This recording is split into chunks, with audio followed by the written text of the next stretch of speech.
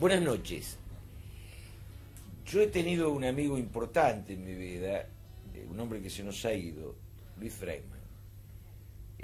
Un hombre que dedicaba su vida a pensar el hombre, a cuestionar esta sociedad, a buscar salidas alternativas.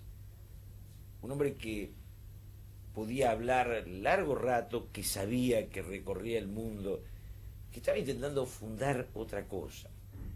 Y bueno, yo tengo un gran honor de tener hoy conmigo a un gran amigo de él, que es Yanis Rose, un pensador, un científico, a Amanda Bernal, que también es bióloga como Yanis, y con ellos vamos un poco a charlar sobre todo esto que en algún momento fue intentando Luis. También está Roger Alan Cosa, que es filósofo. Él dice que le faltan algunas materias. Bueno, intenta ser un pensador. Ser un pensador no es tener un título. Yanis, fue importante para nosotros todo lo que Luis intentó, ¿no? Lo que Luis Freiman intentó, desarrolló. Este proyecto en Córdoba, que es como fundar una ciudad, un mundo. Ya, desde luego lo interesante con Luis, y por eso que tenemos tanto cariño por él, anda por donde anda, que él tenía su pensamiento, pero tenía también concordaba con lo que vivía. Sí, que sí. Es lo extraordinario, ¿verdad? Porque tenemos muchos pensadores, muchas ideas, muchos diferentes tipos, digamos, de saber, de conocer, pero Luis lo vivía. Y era tan contagioso esto que uno decía, bueno, o me hago como él, o no en el sentido de repetirlo, pero simplemente tomar el ejemplo como buscar la autenticidad de la vida uno mismo. Y esta autenticidad, pensar, vivir, empezó a traducirse en Córdoba, en Aguas Claras, donde ya hay como 400 hectáreas de tierra, donde hay un grupo de jóvenes, yo diría excelente, que han tomado, digamos, riendas de adelantar un plan, un proyecto que no saben por dónde van, ni siquiera. Que no saben por dónde van, ¿no? En esto Luis era, Amanda, maravilloso, porque iniciaba un proyecto y lo dejaba como libre para que él buscara su rumbo, ¿no? Eso es verdad. Hay algo muy interesante que Luis siempre decía, y era de que uno no tenía que preocuparse del futuro, porque el futuro se hacía a sí mismo y había como una sombra del futuro que se proyectaba sobre el presente. Y yo pienso que eso es lo que se ha aprendido en Aguas Claras, a vivir el presente, a vivirlo con honestidad, a vivirlo con excelencia, a dar lo mejor de nosotros. Y realmente los chicos son profesionales en esta nueva forma de vivir. Yo pienso que ese fue el gran mensaje que Luis dejó. Y Luis, yo siento que no se ha ido. La esencia de Luis está con nosotros. No está físicamente, pero su esencialidad vive en Elpis. Vos, Roger, viviste bastante tiempo en Aguas Claras. Vivo en Aguas Claras. Vivís en Aguas Claras. Así que sí. Pobrecita. Pobre. No, hace bastante tiempo. Es decir, yo trabajé junto a Luis durante 14 años. O sea que he andado al lado de él en todo esto. Y pienso que el proceso de Aguas Claras es interesante. Quizás sería bueno definir un poco qué es el lugar. El lugar es un centro de aprendizaje de educación no formal, donde de alguna manera lo que se intenta no es estar en contra del proceso educativo formal que tenemos en Argentina, sino es un complemento, y esta es la tarea. Y más que un proyecto alternativo, es un proyecto integrativo. Por ejemplo, estamos trabajando con universidades tanto de Córdoba como de Buenos Aires. Y este proyecto, por un lado, es un centro de aprendizaje no formal, y por otro lado cumple la tarea de un nuevo tipo de desarrollo, que sería una especie de aldea ecológica, donde la construcción está teniendo rasgos de un habitar distinto al que generalmente se da en el del medio urbano, ¿no? Y esto es una linda combinación, me parece, del proyecto. ¿Cuántos viven ahí? Hay alrededor de 30 personas, es decir, no móviles, porque... Y lo fueron armando ustedes, ¿no? Nosotros. Y lo interesante es sin ningún tipo de subvención, ningún tipo ni subvención del gobierno ni de afuera, ¿no? Es un esfuerzo humano muy auténtico, y creo que la autenticidad de algún lugar determinado consigue a veces la economía que lo sustenta, ¿no? Sí. Esto me Ahora, parece- no hay momento en que se aburre, no hay un momento en que les resulta pesado, no hay dudas sobre todo esto. Hay duda, realmente aburrimiento no hay. Cuando hay pasión no puede haber aburrimiento, ¿no? Pero lo que sí me parece es que hay momentos de duda, pero la duda a veces es una invitación a la inteligencia. Y creo que de alguna manera estamos yendo bien, ¿no? Con dificultades, más en Argentina. Y fíjate que esto comenzó el lugar en Aguas Claras en sí, en plena crisis del 89. Sí. O sea que esto es interesante. La crisis nos da oportunidad también. Es interesante quizás agregar cómo surgió esto. Como tuve el privilegio de estar aquí, y me acuerdo el cuento, Luis lo encontré en Brasil hace varios años, teníamos un seminario así que del Banco Mundial en Brasil. Entonces lo encontré con Luis y dice, ¿por qué no vienes a Argentina para ver si podemos hacer algo juntos, verdad? Y entonces llegué a Argentina y ese fue el momento cuando Alfonsín tenía que renunciar antes de empezarse el nuevo gobierno. Economía estaba por el suelo, había una confusión política extraordinaria. Mariano Grondona te hizo una larga entrevista a vos, ¿no? Eso es, ya. Larga entrevista y muy respetuosa de Bueno, fue el privilegio que tuve que como que ofrecer alguna idea, pero oír más que todo qué ocurre en este país. Porque yo vine a Argentina, imagínate, en 1958. El país estaba bien organizado, arregladito, todos tenían dinero, todos tenían recursos, un país feliz esencialmente. Y llegó en 88, como que fue, Sí. un país en un desastre completo.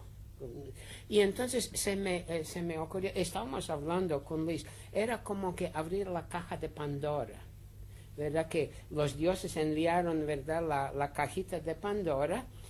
La Pandora con su cajita abrió la caja de Pandora y todos los males del mundo de repente se derramaron sobre Argentina. Y entonces, ¿y qué está ocurriendo? Perplejo, pero dentro de la caja estaba Elpis, la esperanza. Y entonces Luis dice, como dice él, pucha, esta es la palabra que tenemos que movilizar. Ahora llegó el tiempo para Argentina a movilizar la esperanza, que también hay. Y de allí es que la decisión que él tomó, vamos a establecer una fundación que se llamará Fundación Elpis, o sea, la Fundación de Esperanza, ¿verdad? Y yo creo que tanto la actividad en Aguas Claras como se han desarrollado tan maravillosamente, vale la pena ir a Aguas Claras simplemente para ver lo que ocurre allá. Pero esto es, digamos, la meta central. Nosotros estamos invitando a la esperanza a surgir como una fuerza, no como un ojalá, ¿verdad? Pero como diría yo, como un pronunciamiento de tener confianza en la vida. Porque esperanza quiere decir, yo tengo confianza en la vida y en mí mismo, ¿verdad? Y por allá empezábamos la fundación y desde luego había tanta gente interesante que en Argentina y fuera de Argentina tenemos allá todo un grupo, ¿verdad?, de como international sponsors, Consejo Internacional, que viene de Estados Unidos, de India, de Europa, de muchas partes, que todos han dicho, pero por cierto, es un esfuerzo que ya no, bueno, es argentino, pero ya no es argentino, es de la humanidad. Luis era un personaje realmente para el diálogo, para el pensamiento. El último libro que me recomendó no hace tanto, después de una larga charla me dijo, tener que leer La isla de Huxley, ¿no? Bueno, y lo fuimos a comprar juntos. En esta esperanza que Luis plantea y que en Aguas Claras se está dando, es un proyecto que se está haciendo en todo el mundo, que acá se desarrolla distinto. Bueno, yo diría que no es un proyecto que se está dando en todo el mundo, pero es un proyecto que puede conectar a todo el mundo, porque hay una gran insatisfacción, no solamente en Argentina, sino en cualquier país del mundo. La gente no está contenta con lo que es, con lo que vive. Y entonces, de pronto, empieza a haber como un movimiento de identificación, de buscar otra cosa. Y se está creando un movimiento muy fuerte de hacer comunidades. Y yo soy bióloga y en cierta manera homologo esto con la evolución en la naturaleza. En un momento la célula vivía, se creó la célula, todo estaba bien para la célula, era una plenitud de la célula. Pero de pronto hay una exigencia del medio ambiente, ¿quién cambia qué importa? Entonces, a ver si es la célula, si es el ambiente, pero se crea una crisis y una necesidad inmensa de cambiar. Entonces, ante esa crisis que, como decíamos en una conversación anterior, la crisis también trae una oportunidad de crear, de cambio, de oportunidad de renovación. La célula empieza a buscar su manera de sobrevivir y de pronto encuentra en el organismo multicelular, que implica la integración, el trabajar cada uno en una cosa, digámoslo, en una especialidad, pero al mismo tiempo trabajar todos en conjunto para un superorganismo. Y entonces viene el organismo multicelular, que es exitoso. Y es exactamente lo que yo veo que se está moviendo acá. Como que ELPIS es ya el principio de ese organismo multicelular, la identificación de gente trabajando localmente, pero pensando globalmente. Ya no es solamente en función de Argentina, es en función de la humanidad, del planeta. Yanis, hay mucho engaño o autoengaño en la gente que cree que la crisis de la humanidad es económica. Ajá, sí. Eso es la gran trampa, La gran diríamos, trampa. ya. Y en Estados Unidos, sobre todo, tenemos esta ilusión que con un poco más de dinero, con un poco más de legislación, se arregla el mundo. Yo tengo un amigo que estaba trabajando en Banco Mundial y luego se fue a New York Times, ¿verdad? Y entonces él tenía un dicho muy lindo. Él dice, los grandes economistas o estadistas del mundo arreglan un poquitico más con unas curitas como band-aids, como le llaman, curita, arreglan el problema, se felicitan uno al otro, pero el paciente está muriendo. Eso es una realidad. La economía, desde luego, es sumamente importante, no cabe la duda, pero no es más economía. Y yo tengo miedo que en Argentina, viendo desde para afuera, yo creo que han habido muchas curitas por aquí, y esas curitas un día se romperán. Y entonces surgirá no solamente, y perdonen, un desastre argentino número 2, pero al mismo tiempo el gran reconocimiento que la economía solo no es la que soluciona. Esto es quizás el tema más álgido de toda la sociedad actual, que no es solo nuestro. Ah, sí. Que no es solo nuestro, Claro, ¿no? claro. Porque aquel que llegó al nivel de vida no encontró una riqueza distinta, ¿no? Y Roger, allá ustedes se sienten mejor en esta comunidad. Sí, pienso que Es un desafío, ¿no? es un desafío y es muy difícil el desafío, no es cualquier desafío. No, me parece que más que sentirse mejor o peor, me parece que uno va respondiendo a lo mejor de sí mismo, ¿no? Es decir, esto es mucho más importante que sentirme satisfactoriamente bien, ¿no? Que lo incluye, pero me parece que la persona que sale a la palestra de la vida, que busca el contacto con la realidad, me da la impresión que tiene traspasa sentirme bien o sentirme mal, Sí. y empieza a estar, digamos yo, en intensidad, la intensidad de estar vivo. Y esta es un poco la gran búsqueda actual. Es verdad, hay una gran indiferencia. Toda la literatura posmoderna indica esto. Hay indiferencia. Pero detrás de la indiferencia hay una gran angustia. Y yo pienso que la gran angustia responde a que hay una gran falta de intensidad en lo que vivimos. De alguna manera me parece que esto es el llamado, la intensidad del vivir. Y no solo para mí, no alcanza a vivir para mí mismo nada más. Es decir, hay una necesidad de extender también la mano. Es decir, es entre la plenitud y la solidaridad. Ahí hay yo diría como un perfecto equilibrio quizás, que cuando uno empieza a estar en estos dos senderos, digamos, mi vida privada y mi vida pública, empiezan a conversar, digamos así, me parece que hay como un feedback, una retroalimentación. Y me parece que en Aguas Claras se da esto, no es sentirse bien, no es una comunidad, y esto quiero traer, toma el lugar Aguas Claras forma de comunidad, pero no es una comunidad en sí. Vuelvo a repetir, es un centro de aprendizaje de educación no formal. Y esto es interesante quizás, porque ¿qué pasa allí? Fíjate, tenemos como gente como Janice Rose, que trabaja en las Naciones Unidas, que tiene el Centro Internacional de Estudios Integrativos que queda en Nueva York, que reúne científicos de todo el mundo.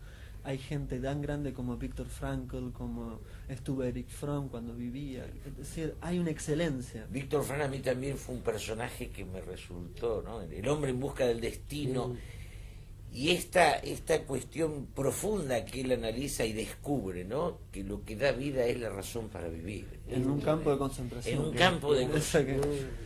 Eso es inquietante. Yo me lo leí, me lo devoré y es como el cuestionamiento de fondo. ¿Qué es la salud? La salud es la propiedad de un destino, ¿no? Ser dueño de un destino. Esto es... Tal cual. Tenemos como Roger mencionó, este centro internacional que tenemos de estudios integrativos, establecimos en 1960 y extraímos o digamos identificamos en todos los países aquellos pensadores que trascendían su profesionalidad y ya entraron en reconocer la humanidad, como Eric Fromm, como Viktor Frankl, como Mario Bunge, que tenemos también, sí. Louis Freitman y ahora Roger, que se nos unió, sí, también. Y nos dimos cuenta de que la búsqueda empezó en los 50 y 60, donde esta no satisfacción con la vida. Antes hablábamos, él dice intensidad, falta esto, pero yo diré falta pasión por vivir. Nosotros tenemos pasión por sexo, pasión por dinero, pasión por poder, pero no tenemos pasión por vivir. Y eso ha sido enterrada y lo reemplazamos con estas otras pasiones, que son un deleite, no cabe la duda, pero no es lo que da la solución. Y yo creo que tanto lo que están ustedes tratando allá en las Aguas Claras, como estos pensadores, como que vieron más allá de esta confusión de pasiones y como que abrieron la puerta a la pasión de vivir, que era como que Luis y yo siempre hablamos, en inglés hay un término joy for living, el goce o la plenitud de vivir. Y este no tiene la contradicción, lo opuesto. No es bien o mal, felicidad, infelicidad, bueno, malo, grande, pequeño. No, es como un estado de conciencia, diría yo. Y eso incorpora la pasión para vivir. Lo difícil es asumir que el poder, el sexo y el dinero están afuera, y cuando se le acabó ese afuera, del consumo y de la representación, en su soledad ese individuo no goza, sufre, ¿no? Sí, y yo pienso que esa es la mayor búsqueda que se está dando en este momento a nivel global. Todo el mundo está buscando la felicidad, pero nosotros no nos damos cuenta de que hay muchos ejemplos de maestros por presencia, como llamaba Luis a las sociedades originales. Y hay un ejemplo muy interesante en Colombia, los indios Kogi.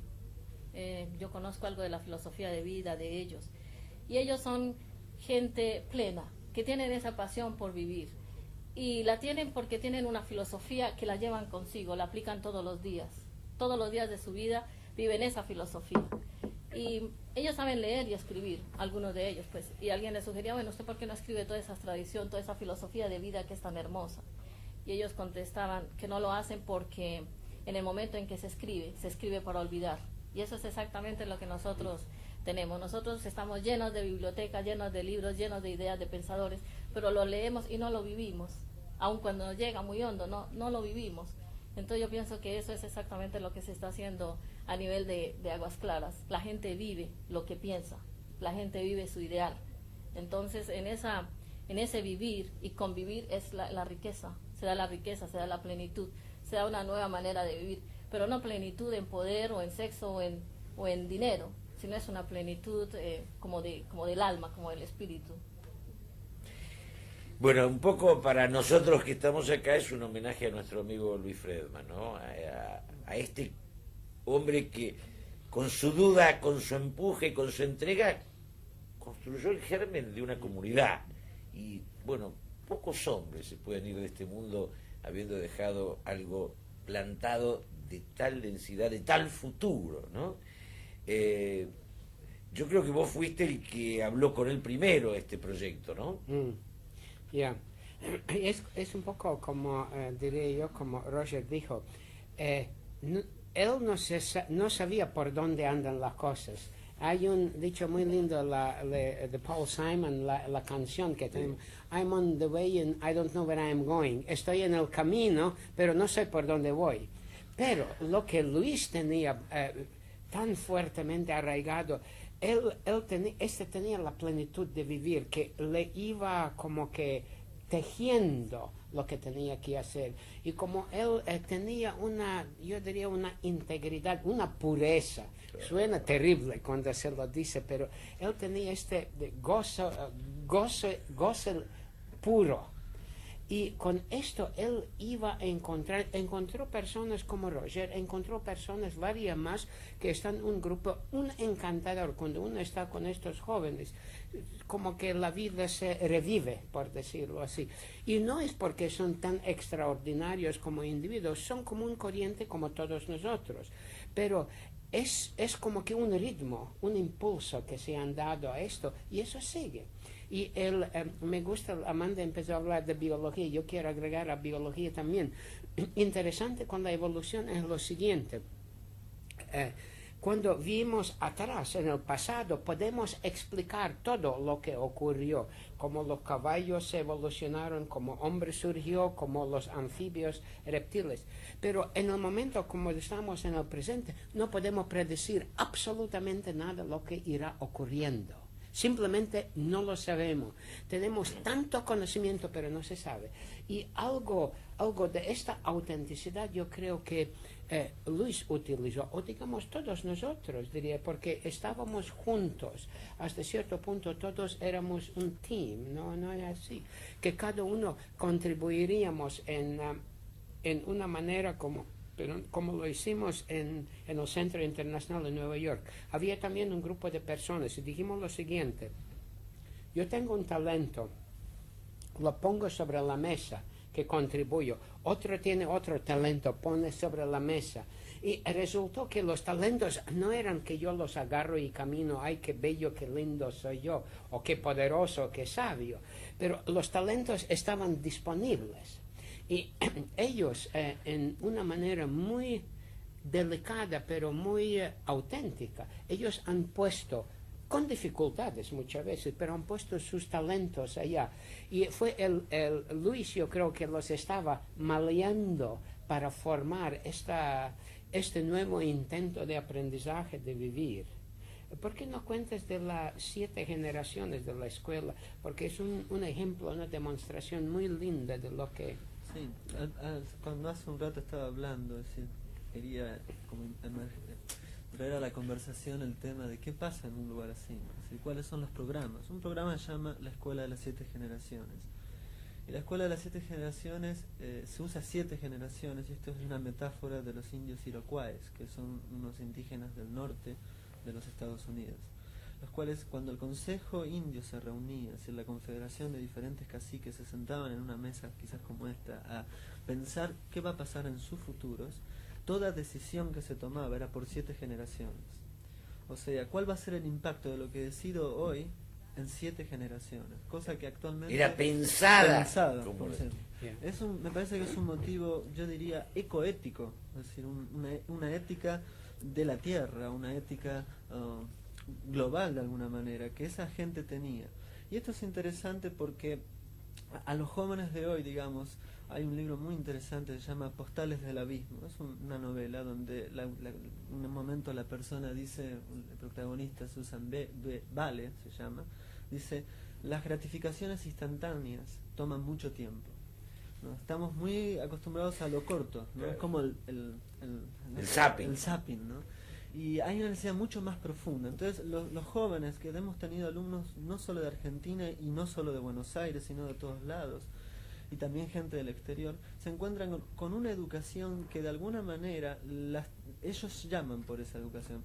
Y quiero poner de entrada que todo lo que se hace es un intento. Yo quiero traer como, no sé si la falsa humildad, porque no es falsa. Sí, pero no encontraron ninguna fórmula, no llegaron a ningún... No es la búsqueda de la fórmula es uno. Esto es esencial, esto es lo que hay que descubrir. Entonces, en el lugar hay diferentes materias que tratan de reconectar a las personas, incluso con lo que están viendo en la secundaria o universidades. Y por ejemplo, un maestro que tenemos puede ser él, que viene de Nueva York y tiene sus medallas de oro y qué sé yo. Pero por otro lado, y esto es lo interesante, tenemos un Don Peralta, que es un hombre de campo, que enseña a leer las huellas de los animales y sobre todo enseña la austeridad, cómo vivir en la austeridad con plenitud. Ese hombre quizás no lee ni escribe, sin embargo sabe leer todavía en su propio corazón, sabe leer la literatura de la tierra, por decirlo así, y tiene un contacto, digamos, con la tierra que el joven no lo está teniendo. Y eso es un shock de autenticidad para un joven. Ahí hay algo que aprende inmediatamente y es un aprendizaje sin tiempo. Luis me hablaba siempre de Don Peralta y Don Próspero, ¿no? Sí. Don Próspero. Y hablaba... Y Amanda, vos ves que asumir que no hay una fórmula, que la fórmula está dentro de uno mismo, en Aguas Claras se ve, se desarrolla, se logra. Definitivamente, hay que asomarse a Aguas Claras para ver de que una vez que uno llega allí, ya no es uno mismo, se empieza a hacer un cambio, porque como que de pronto uno encuentra, caramba, esto es lo que yo estuve buscando toda la vida, sin darme cuenta que lo estaba buscando, esto era lo que me faltaba. Y la cuestión es que como que se llama a un cambio interno, a un cambio en los valores, a un cambio en la manera de pensar, a buscar una simplicidad voluntaria en el vivir. Y entonces como que llega un goce, llega una plenitud que no se conoce antes, y donde cada quien es como es, con sus defectos y con sus cualidades, y con eso trabaja. Y yo pienso que ahí está la esencia de la educación, una fórmula que no hemos conocido en América Latina. En Europa, en Estados Unidos, por lo menos hay un remedio de tratar de educar al joven para la vida, pero en América Latina no existe, porque nosotros no nos damos esa autenticidad, porque nosotros no trabajamos con los materiales que tenemos, con el elemento humano que tenemos, con el medio ambiente que tenemos, que es único. Entonces yo pienso que esa es como la validez que yo le doy al ensayo que se está haciendo en Aguas Claras. Janice, Marx y Freud se están agotando, ¿no? Se agotaron. Yeah. Digamos, las últimas dos cosmovisiones. ¿Y qué queda? ¿Qué viene? ¿Quiénes son tus filósofos de hoy? Además de vos mismo. Es muy buena pregunta. Y quizás se lo pudiera ver en lo siguiente. Había tiempo de los grandes gurús. Había tiempo de los grandes filósofos, de los grandes psicólogos. Y nos hemos llenado del conocimiento, del entendimiento, de devoción. Y yo creo que ha llegado en un momento en el cual nosotros decidimos, yo tengo suficiente conocimiento para empezar a asumir la responsabilidad de mi propia vida. Y yo creo que de los Marx y los Freuds y los Jungs eran muy importantes, esenciales, así como eran los Rajneesh y muchos otros grandes gurús y Krishnamurtis. Pero yo creo que la invitación a la humanidad ya no es esto. La salvación no va para allá, sino que simplemente yo decido tomar la responsabilidad de mi propia vida o crear mi vida de acuerdo, como yo sé, de acuerdo que cuál es mi contenido interno. En el Siddhartha de Hermann Hesse, cuando algo, él logra tomar conciencia que el gurú no es el gurú, sino está en él, esta fractura que lo enfrenta con la soledad es un paso de la madurez, ¿no? Exacto. Y en el Siddhartha, precisamente, él se queda leyendo las olas, lo que el río le cuenta. Yo, como biólogo, yo he viajado muchísimas expediciones, ha sido por meses en las selvas, en Brasil, en Venezuela, en Colombia, por todas partes. Y lo que me han enseñado está que después de un rato, cuando uno entra en la selva, al principio uno entra, yo, el gran científico que entra en esa tonta selva, yo tengo que agarrar y explorar y aclarar. ¿Sabes? Y de repente hay un break, como un rompimiento. Y uno se encuentra que lo único válido es cuando uno como que va a compenetrar, cuando va escuchando a la selva. Y me permite una aventurita muy linda. estuvimos haciendo una expedición al Cerro de la Neblina, que es entre Brasil y Venezuela, lugar que nunca nadie ha llegado, es totalmente virgen, ¿verdad? Y entonces tenemos por 7 días caminar por los ríos, andar con la lancha. Y es ¿Hace poco de eso? Hace como 3, 4 años, ¿verdad? Y entonces eso, como es cerca de Ecuador, ¿verdad? Hay este silencio, el doldrum del Ecuador es extraordinario. No hay vientos allá. Las aguas están totalmente paradas. El reflejo hacia arriba como abajo está surgiendo. Uno vive día tras día. Y descubrí que por una parte estamos entrando y no sabíamos ni siquiera llegaremos o no al Cerro de la Neblina porque nos tomó 9 días de camino pasando. Y en este silencio empecé a darme cuenta, primero, esa es mi vida. Voy para alguna parte, como dijimos, y no sé si llegará o no, pero más o menos la idea tengo. Segundo, como era un silencio extraordinario, el ruido que yo hacía como un gran profesor del mundo occidental era insoportable para mí. Yo andaba con este diálogo interno que lo llamé el diálogo infernal que yo tengo. Yo tenía que justificarme a mí mismo, yo tenía que decir, y este diablo que me hizo tal y tal cosa, yo debía haber dicho eso, mira qué lindo soy esto, y yo tenía que disculparme, excusarme, explicarme a mí mismo. Y yo cargaba allá esto, y en este silencio uno no aguantaba más esto. Y llegó un momento muy lindo en que el diálogo se cayó. Y de repente el silencio de para afuera estaba el silencio adentro. Y de repente el yo, este tan importante yo que todos cargamos, quedó reducido a un punto chiquitico que estaba adentro, apenas perceptible. Pero en este momento toda la naturaleza iba entrando junto con silencio. Y las hojas, los animales. Yo soy herpetólogo, yo soy especialista de serpientes, ¿sabe? He escrito varios libros sobre ellas. Y de repente un lagarto, una serpiente, tenía un sentido totalmente diferente, porque la serpiente y yo éramos de la misma manifestación. Mira, esto para mí fue una gran enseñanza, porque me di cuenta cómo yo me he autodefinido y limitado al mismo tiempo. Yo me limito por lo que yo debo hacer, por lo que yo debería decir, cómo me luzco y todo esto. Y en realidad no había ninguna necesidad de esto. Estaba el silencio y me hubiera podido quedarme allá observando una sola hoja por el resto de mi vida, porque era un esplendor de la realidad. El universo estaba contenido en la hoja, como también estaba contenido en mí mismo. Y ve, estos momentos que la biología a veces nos ofrece, sobre todo la expedición, me di cuenta, ¿verdad?, de que en realidad de este silencio uno no está separado de nada, uno está conectado con todo. Y eso es una... ¿cómo diría? No es filosofía, es simplemente una realización que uno ha tenido oportunidad, ¿verdad?, a percibir.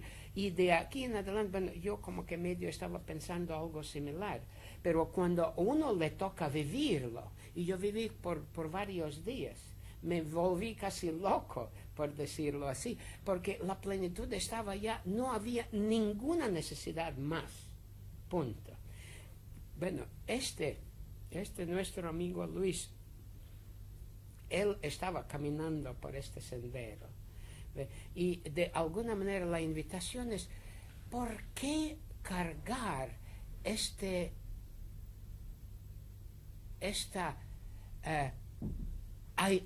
aislamiento? ¿Por qué cargarlo? ¿Tú sabes? Es como que cuando uno quita el diálogo, uno encuentra que efectivamente está parado sobre un fundamento universal. A mí me siempre pareció que yo llego a mi casa verdadera.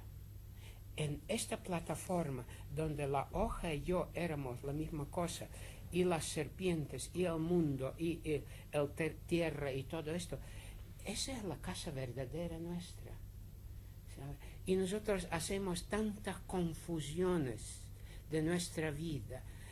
Como a mí me gusta decir, siempre estamos construyendo mi imperio.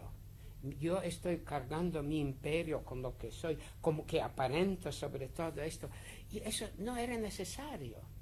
La plenitud estaba allá. Y ha sido siempre allá.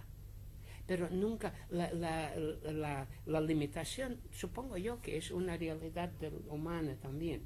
Pero tenemos una casa mucho más profunda, una casa de donde surge esta como que realización de que no hay límites y al mismo tiempo todo es límite, al mismo tiempo no lo es. Y esta casa es linda, la casa nos invita, diría yo, a estar allá, como que comulgarse, como discutir con esta cosa. Y me gusta, digamos, el dicho de Sri Krishna en Bhagavad Gita, que tienen este libro, la epopeya de ellos. Él se revela como, digamos, una divinidad, y él dice: a medida que la gente toma camino hacia mí, todos los caminos de todas partes son míos, porque es, digamos, la divinidad, o es, digamos, esta plataforma, la casa grande en que todos nosotros estamos.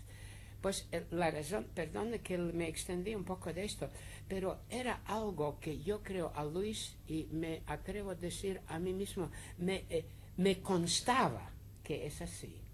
Y yo estoy seguro que a todos los seres humanos hay un como que longing, como que un anhelo de llegar a esto. Todos nosotros queremos ser buenos, todos queremos ser justos, todos queremos ser bellos, pero bellos no para admirar, pero bellos porque somos, ¿verdad?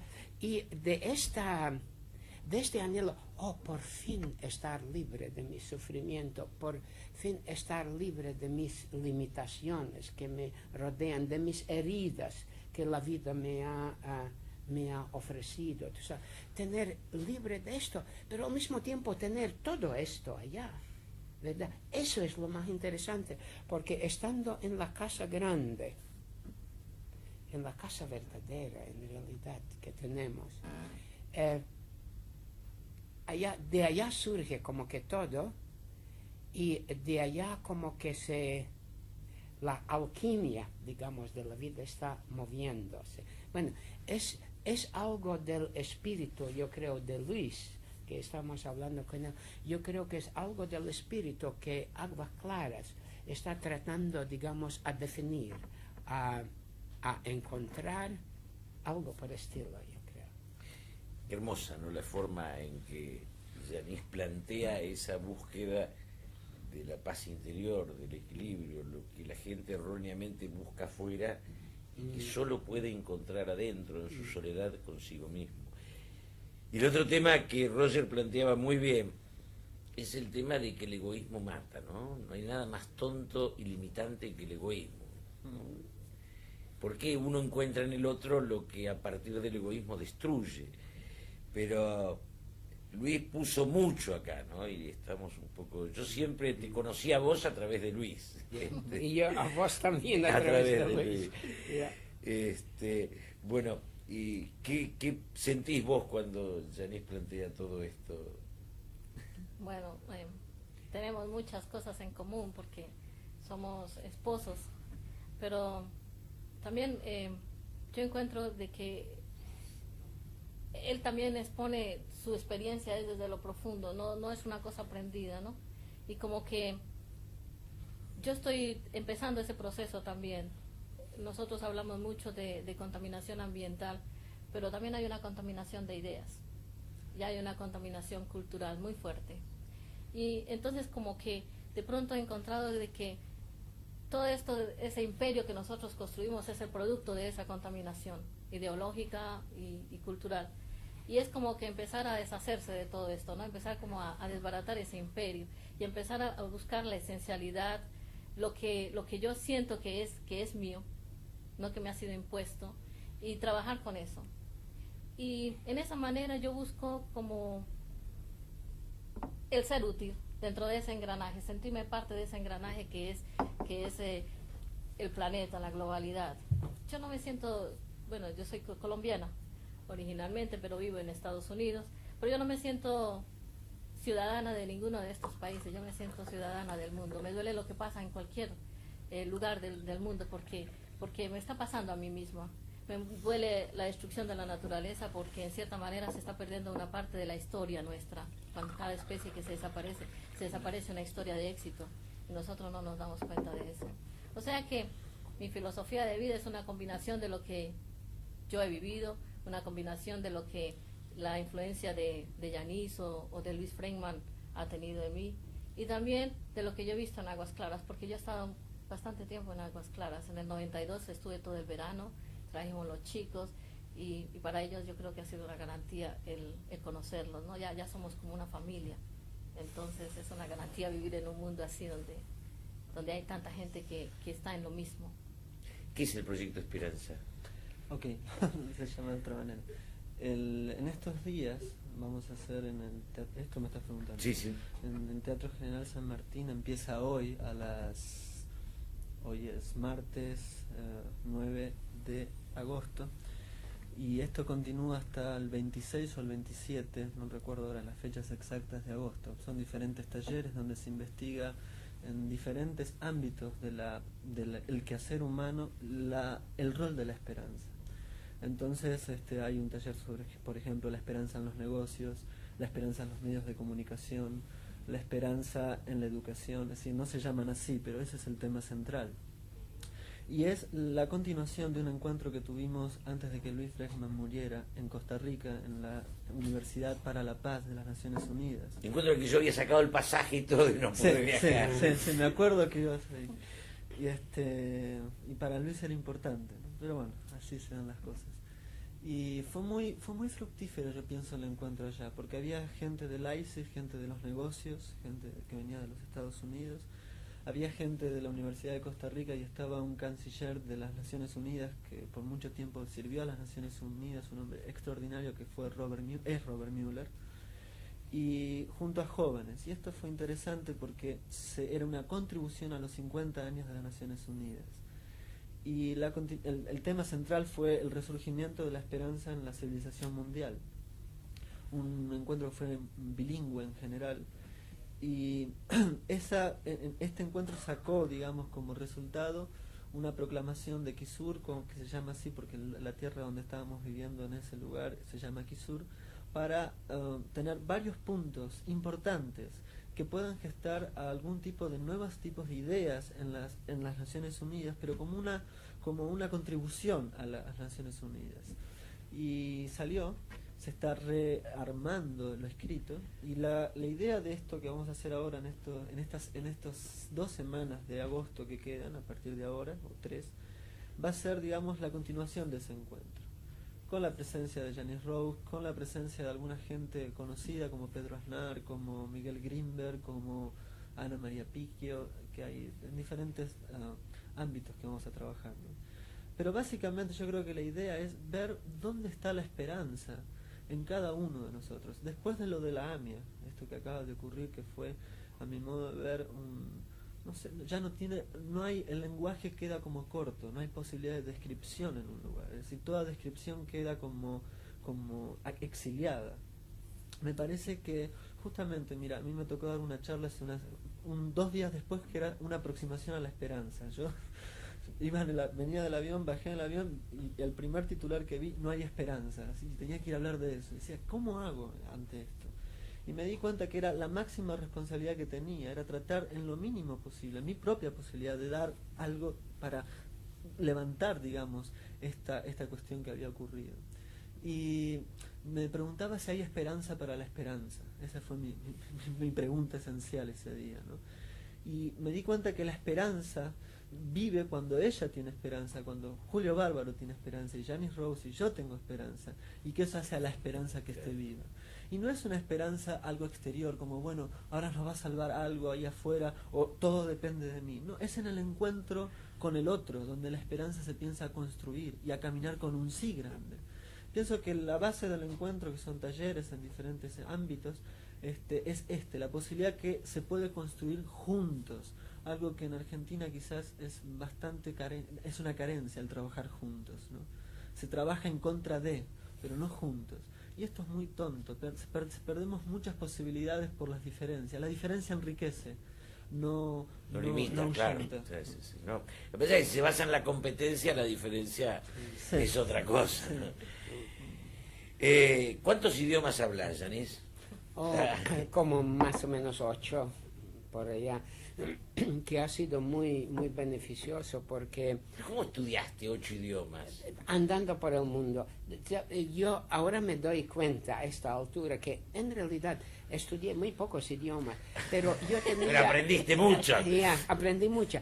No, pero la ansiedad de comunicarse. Yo sentí tan bien que hay un idioma con que puedo comunicarme con otra persona. ¿Qué idiomas hablas? Bueno, mi idioma original es letón, ¿verdad? Y soy de Letonia, nací en Letonia y como jovencito salí de allá. Hablo ruso, hablo búlgaro, hablo desde luego inglés, español, portugués y algo de francés y algo de italiano también puedo balbucear. Así que por allá va y se encuentra, me doy cuenta que, por ejemplo, he entrado en un congreso científico, sobre todo, que he andado mucho, ¿verdad?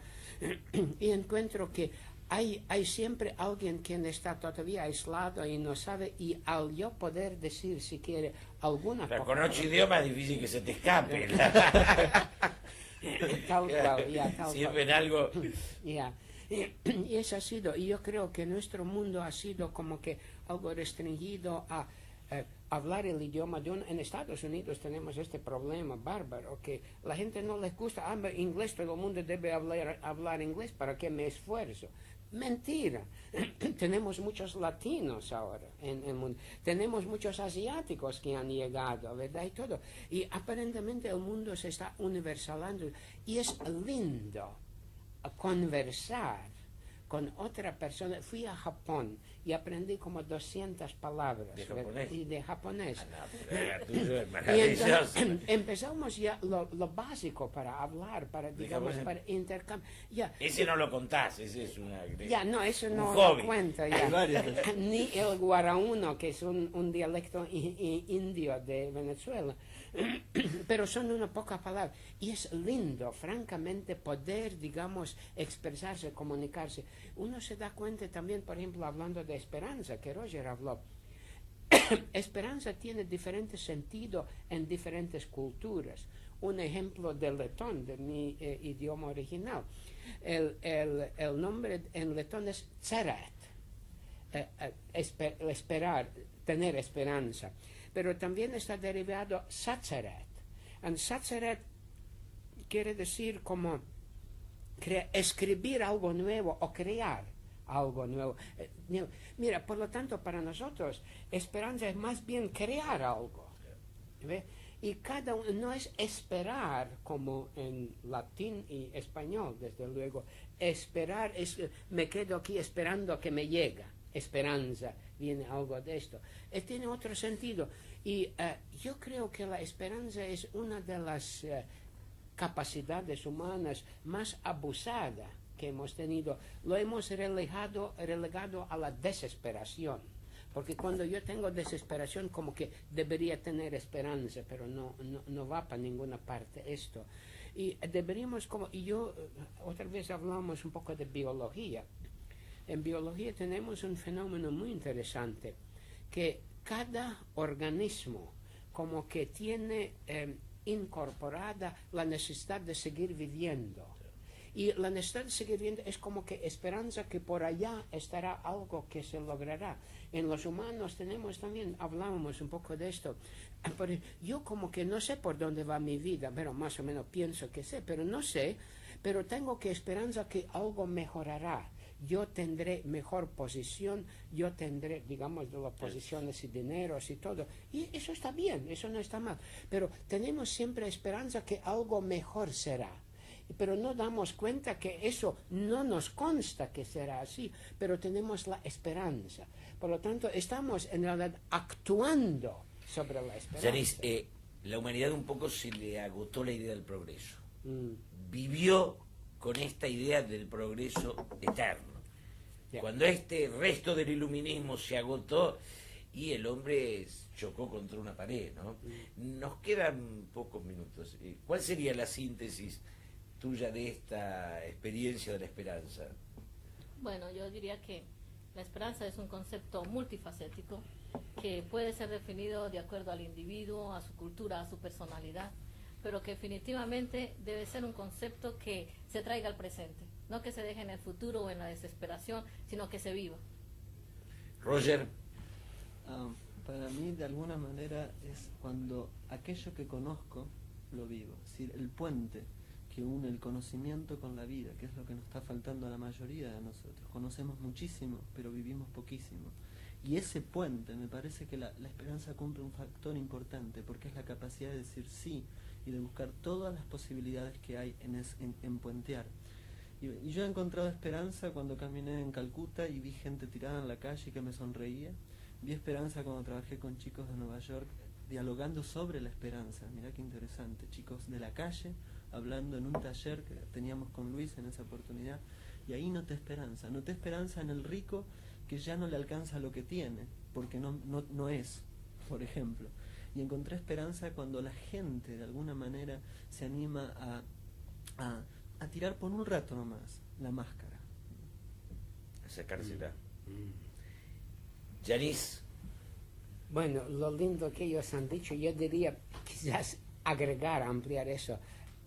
Quizás ni siquiera hace falta definir la esperanza, sino vivirla. Algo que Roger y que también Amanda dijo, está incorporada en nuestra necesidad de continuar a vivir. Y movilizándolo así, uno como con este goce o plenitud de vivir, ya la esperanza va incorporándose allá, yo creo. Y además hace falta entender las culturas y todo esto, sí, hace falta eso también, pero como denominador común será esto, yo creo, es vivirla, porque el hombre tiene tanta capacidad y tiene tanta oportunidad de buscar la plenitud, que es algo increíble, y de poner de lado, digamos, las parcialidades. Uno siempre está viviendo la esperanza. Lo que Amanda dijo es hoy, es en este momento, ¿verdad? Bueno, un poco para los cuatro que estamos acá, es un homenaje a un amigo común que se nos fue hace mucho tiempo, Luis Freiman. Luis era un abogado argentino que dejó la profesión, se dedicó a trabajar por los demás, recorrió el mundo, buscó científicos, habló con gente muy importante y fue reconstruyendo esta idea de la esperanza. Y en Córdoba, en Aguas Claras, armó, impulsó, generó una comunidad que hoy vive y que realmente es llamativa para los argentinos y para todos. Bueno, Roger, Yanis, Rose, Amanda, gracias por estar aquí y que realmente esto de la esperanza que desarrollan en San Martín sea una cuota de lo que los argentinos y el mundo necesitan, de recuperar un poco la razón para vivir. Buenas noches.